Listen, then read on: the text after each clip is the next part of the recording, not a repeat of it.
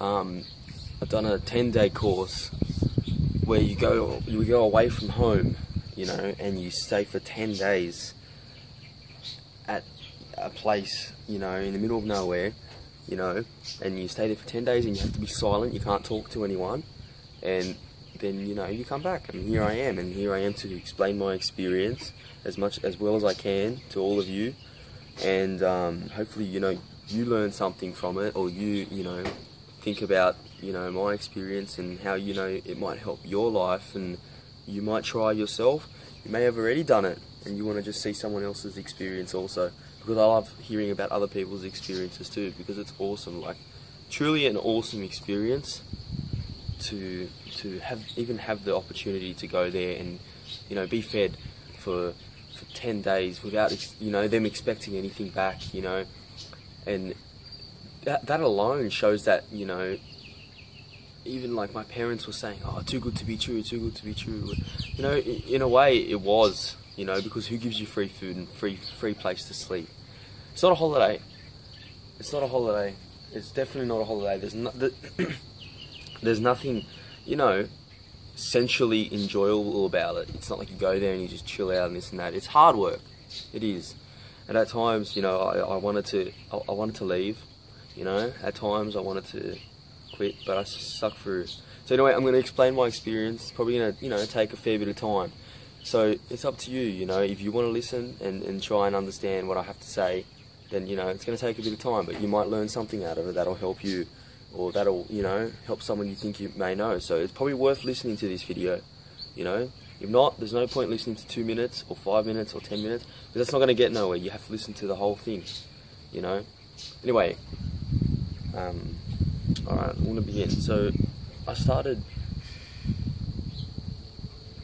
and you have to wake up at 4:30 in the morning, and you have to meditate, and, you know, they teach you this technique called Vipassana, which is an ancient Indian technique, which is really, like, it's really powerful, really powerful. I've only hit the top of the iceberg with it, but I already noticed so much change in myself, and, you know, and I'm gonna tell you, you know, how I feel I've changed, and it's not easy, okay, because if you're thinking of doing the course, 100%, you know, if you have the time, everyone has the time, you know, but 100%, you should do it.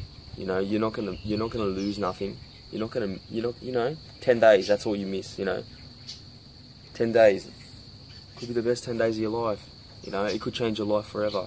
You know what I mean?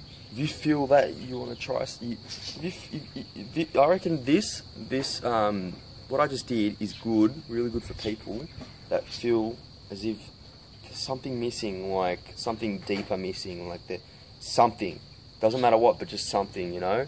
And this fulfills that spot, because it is deep, you know. And for those who have meditated before but not this technique, I'll go through the technique, alright. The technique is so basic, all it is just not controlling nothing, just observing your own breath. That's the first part, observing your own breath. That is so universal. Everything that's living has a breath. I have a breath, you have a breath, everyone has a breath. It's there, it's under the nose. You know, you can't get rid of that. You know what I mean? That's so simple. And that's what removes the doubt, thinking that this, you know, Vipassana course is some weird rite or ritual or cult. They don't say, oh, you got to do this, you got to do this. They just say, observe your breath. You know, how simple can you get? You know what I mean? And for 4 days you do that. You just sit there and observe your breath for like 8 to 10 hours a day. And you're trying to sit cross-legged and it's hurting. You move around a lot. But you push through and you push through and you get better. I sat on the seat for a bit. It hurt too much with my legs crossed. You know? You can't do the posture, you can't do the posture. You got to change it. You get used to it. You know? It's not like in 10 days you're going to be perfect and know how to sit like a god. You know what I mean? It takes time. Things take time. But the thing is, even just with observing my breath, I noticed my mind was, at the beginning, wandering a lot, you know. I would observe it for a little bit, couple seconds, and then my mind would wander. It would think about something stupid, the past, you know.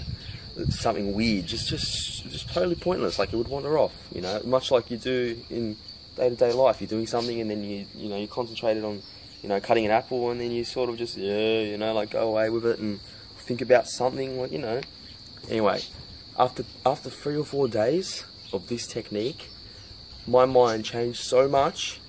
It literally almost, the thought pattern that I had where I was always thinking randomly almost disappeared.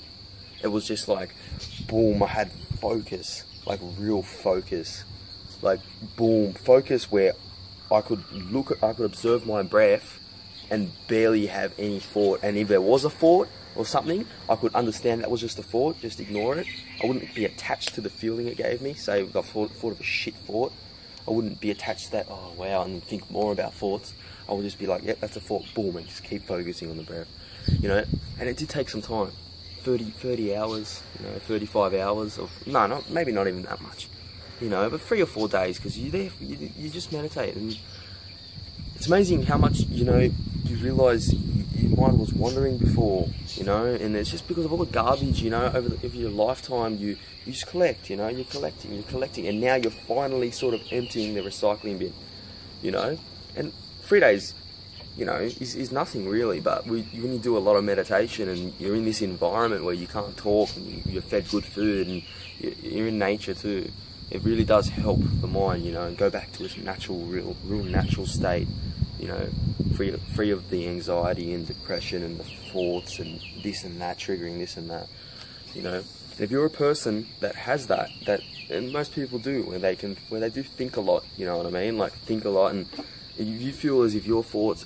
are causing you misery, in any way, this will help you a lot, because it helped me, you know what I mean? And I had, a wandering mind, and now it's more, you know what I mean? And it's only the beginning. I've only just started, I've only done it 10 days, you know what I mean? But anyway, it's pretty awesome, because that first technique teaches you to really sharpen the mind. Alright, so then you move on to the actual technique. That one's called Anapana, which is very powerful, and the second one is called Vipassana, which is the Vipassana, which means the art of living, which is the actual technique that we learn. We go there to learn. Now, I'm going to explain this, okay, as best as I can. This is a big thing, really big. Like, this is like huge. Like, everyone should know. Everyone should have dipped their feet in a little bit of this, because this is pretty crazy, like how sort of powerful it is.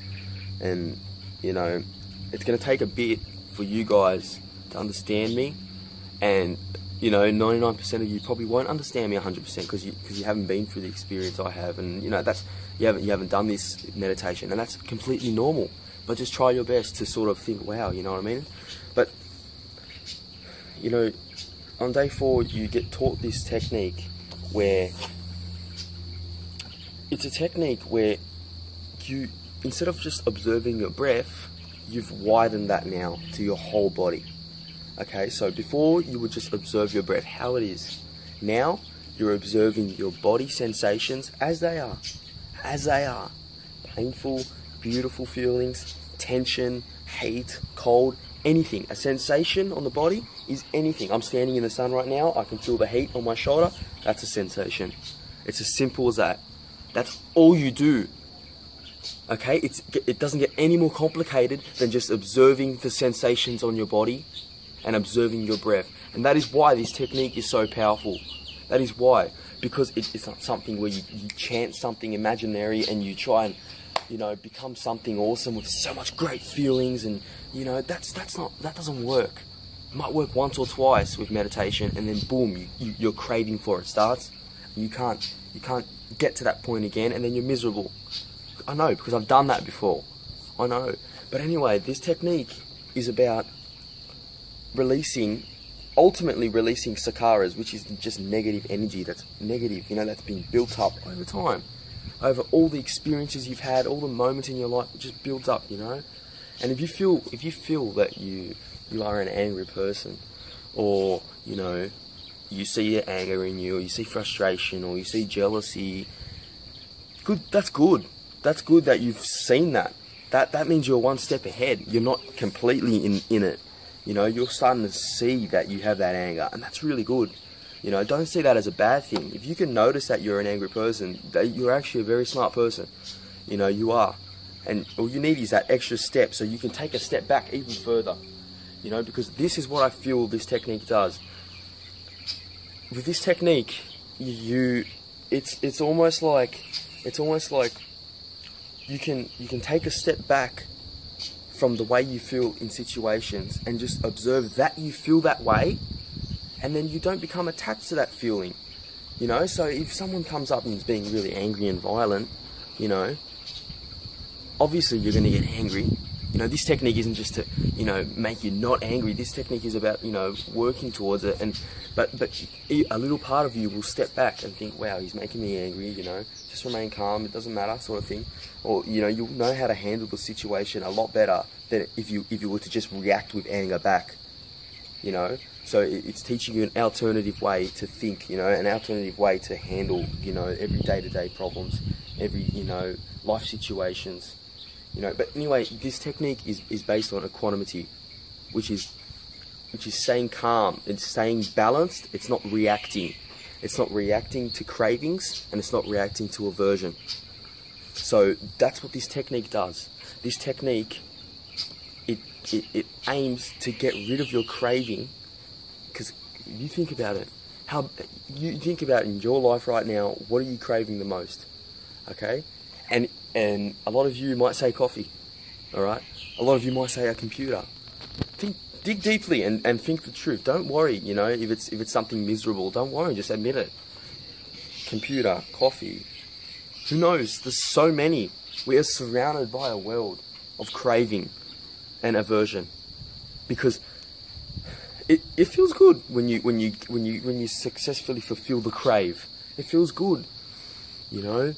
But you know that it also causes misery, because you're trying to get that feeling back, or you're trying to, you know, you're pushing yourself. You're not being relaxed and calm about things. You know, coffee addicts, you know, like 5-10 cups of coffee a day. If they don't have that coffee, they're not happy. You know what I mean? They're reliant on it. You know, and craving turns into you know, clinging for that, and it turns into an addiction.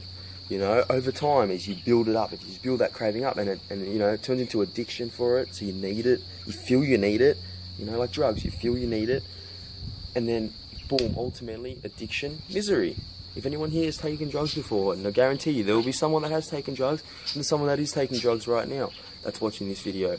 And, guys, you know, it's not used, no, 100% that, you know, the drugs you take cause misery, but you still try to avoid that and just focus on the good feeling, the sensation you get. This is, put simply, drugs, alcohol, drugs, anything, cigarettes, it is a sensation. That's all it is. It's not the drug that you love, it's the sensation it gives you. You know what I mean? And that's a sensation in the body.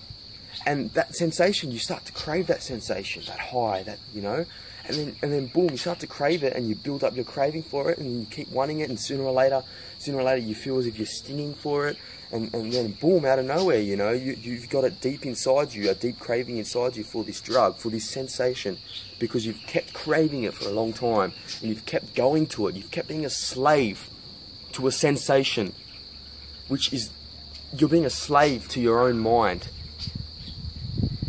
And if you're that, then this technique will reverse that.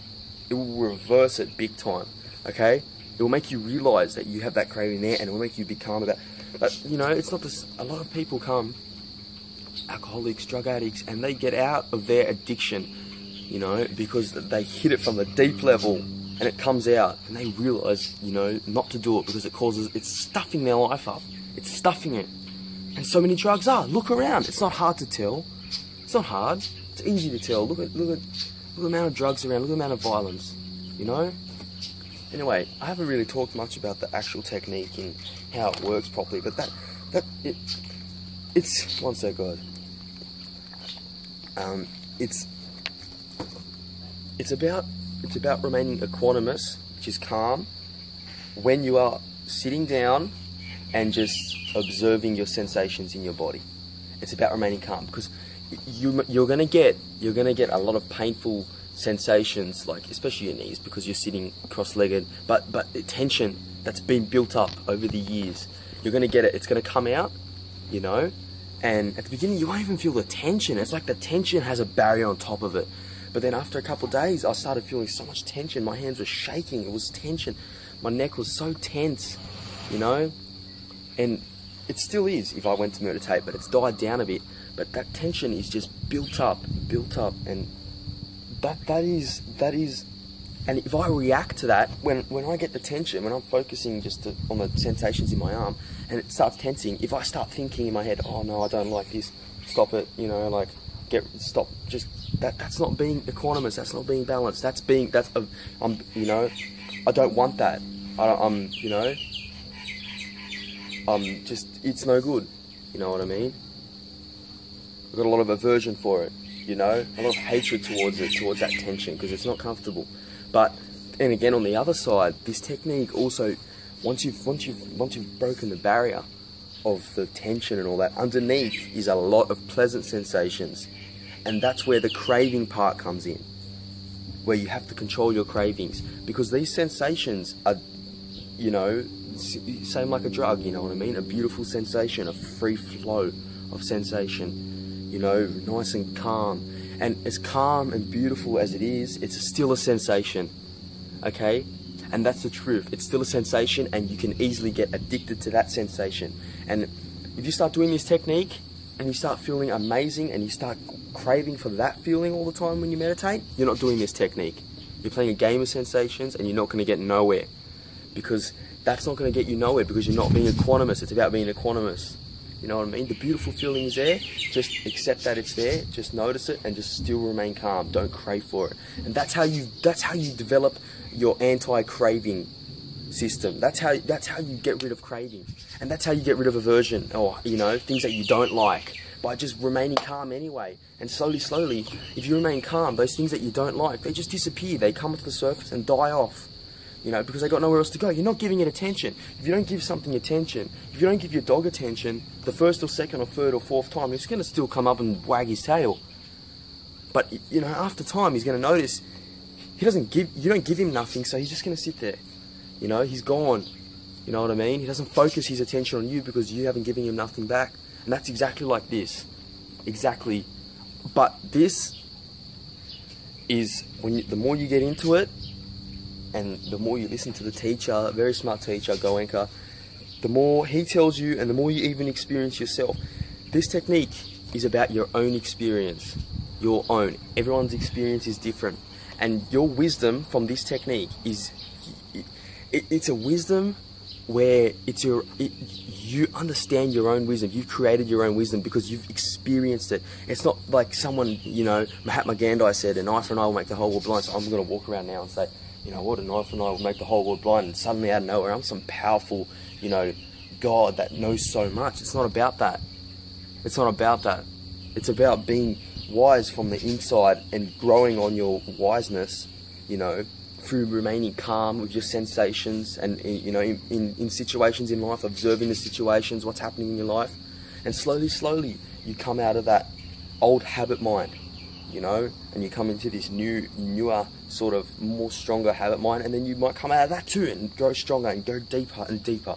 You know, I don't know, because this is only my, you know, first day out, and I'm going to practice every day, and I'll make a video in half a year and tell you how I feel.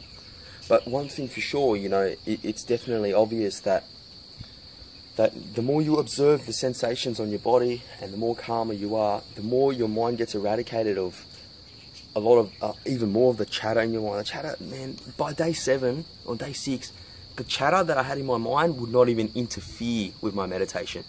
I was surprised. I could sit there for an hour, because you have these strong determination sittings where you know, they ask you, please sit for an hour, because that's how you learn. You got to be determined. You know what I mean? And if you feel like you're not determined now and you have a lot of doubt, don't worry. So did I. And look at me now, you know what I mean? That's what the whole point of it is, to push yourself, you know? Don't worry about the doubt. The doubt's always going to be there. Observe the doubt. You know what I mean? Oh, I got doubt, but, you know, I'm going to try this anyway. You know, if you can do that, you're on step one. You're already past. You know what I mean? Like, you've already became a little master of your own mind. You know, but the thing is, you know, like it's a way to, if you feel as if you have anger in you, even if you're just a little bit, like you're mainly a really lovely person, but just a little bit of you deep down inside from something someone's done so long ago, something stupid that you just can't get rid of. It's because you can't get rid of something deep only at the intellectual level where you're thinking about it. Yeah, I'm just not going to, you know, be angry about them anymore. I'm not going to be angry. And then, you know, like, and you don't be angry, but then it always comes back in like 2-3 weeks or a month or a year, and it just haunts you again, that anger that's still there. You know, this technique is about going deep inside you, a deep surgery of the mind, going deep, grabbing that, and finally releasing it. Finally releasing all the inside anger you had for someone or something. Just anger in general. It doesn't have to be for someone. It's just anger. It's all the same. You have anger for this person, that one is the same. It's just one's maybe more intensified because you've done something worse. It's all the same. You bring it out, you know, and you observe it. You don't react to it. Just observe it, and boom, slowly, not even slow, pretty quickly, it just dies. You know, it goes away. That's gone forever, and you become. That's how you become wise. Because you've realised that experience yourself. So now you know that if you have something deep inside you, or if you start becoming angry for someone, it's going to cause a deep problem inside you. You know what I mean? And this is the way to reverse it and get out of it. The teacher says, you know, this is to come out of all your miseries. You know, there is a way to come out of all your miseries and be happy. And he even said, you get to the point where nothing externally that you see or that you interact with someone can make you unhappy. It's all inside. Alright, and the truth is, you know, people are going to make you angry in life, and people are going to put you down, but it's how you react to it that affects you, you know what I mean? And a Vipassana meditator, or, you know, someone with a lot of, you know, wisdom, and you know, will always say that, you know, like, people can throw their rubbish at you, but it's up to you to collect it, you know what I mean? And if you know how to just ignore it, then that's it. It's not rubbish anymore, is it? They're miserable, you know what I mean? And this is what it teaches you, you know? You don't have to cop people's shit. If you feel like you're copying people's shit, or, you know, you can't handle what people say to you and stuff, this is definitely for you, and you deserve this, and you need this, because it's not fair to live a life where you care about what other people say. You know, you're not being yourself 100%, okay? And you have so much potential deep down inside.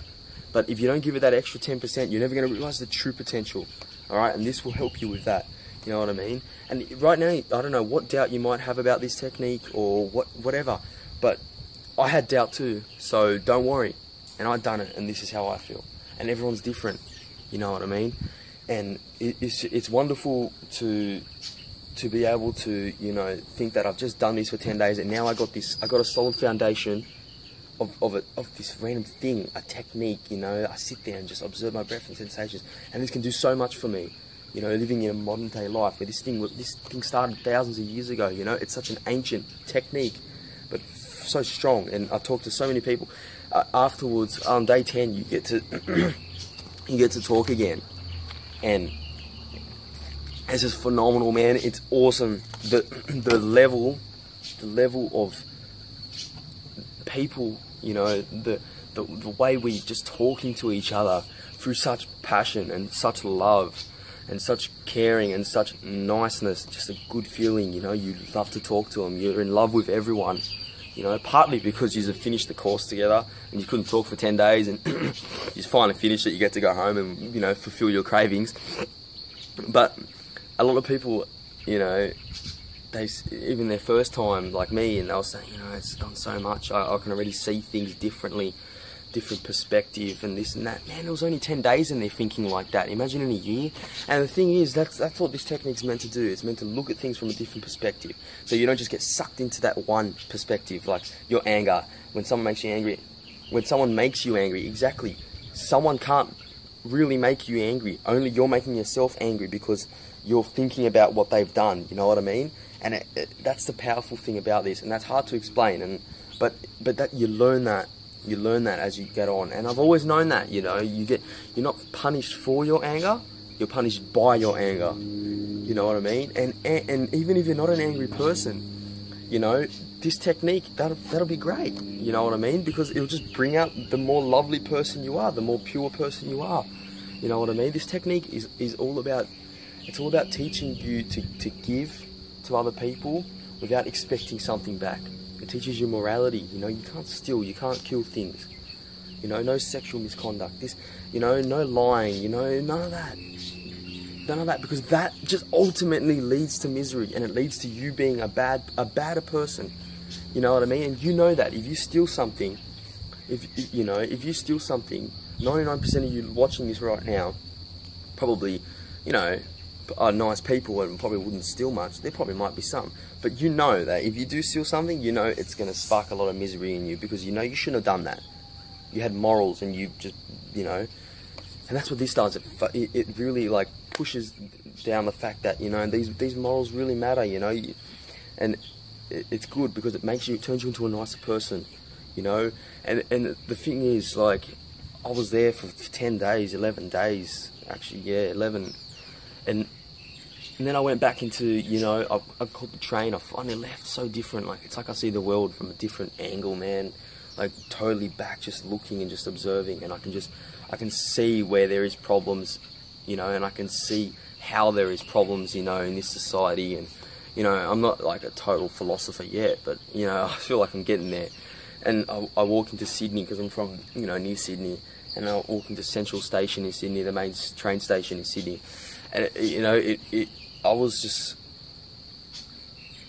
like really like stunned at just the way people are, you know. Like, I walked into 7-Eleven to buy some water. I was trying to just get some healthy food, because for 10 days you eat the most beautiful food. Beautiful. You will not understand how beautiful this food is and how good it makes you feel until you've done this course. Vegetarian food is unbelievable. I'm a vegetarian now. I've been for a month. I've lost about 5 kilos already. 5 kilos, and that's, I haven't been starving myself, you know. I've been healthy. Anyway, I go into 7-Eleven and I buy the drink. I come on the counter, and I'm used to, you know, the past 2 days I've just been talking so much to other people, because you finally get to talk, and everyone's on this same awesome level, and everyone's, you know, just really appreciative. And then I walk in and I put the water on the counter, and I'm really appreciative, you know, that I can buy water here, and I have the money to buy the water, you know. Like, some people don't. Like, those people outside 7-Eleven that were just, you know, begging for money, and they don't even have that opportunity that I had, you know what I mean? And then there's other people that are walking with a shitload of money and not give a shit. Just think, yeah, you know, this is my right, I have this, I own this, I don't give a shit about any other people, you know? And I go to him, I go, oh, hi, how are you? And he just scans it. He just scans the water, and I give him the money, and it's like he's got this barrier between himself where he can't even like communicate, and it's because of the way that, you know, that area is so like full of people that, you know, like, and so much trouble happens that he can't even respond to a hi, how are you, you know. And everyone's so like anti-emotional, you know, love, and it's so sad. There's homeless people walking around. They're so out of their mind. They have no idea what they're even doing. They're so miserable, and they just want some money, you know. And it's so sad, you know, because some people watching this video right now will think, oh, but they're just homeless. They're just homeless. They done drugs. They fucked up. Guys, if you are acting like that, and if you do this course, you won't act like that. How you just acted, how you just responded. You won't. You will act differently. Trust me. You know what I mean? And that's what's going to change in you, because you realise that homeless people are still people, and you don't know their situation, you don't know their experience in life, you know what I mean? And for you to turn around and say, oh, you know, oh yeah, they were just drug addicts, take a good look at yourself. The amount of drugs and the amount of cravings that you have in your own life are probably just as high as theirs, okay? Coffee, alcohol, technology, pornography, they're all cravings. Great cravings, just as great as big drugs, but it's acceptable by this society. So out of nowhere, you're a level above a homeless person. It doesn't work like that. It doesn't work like that, and it never will.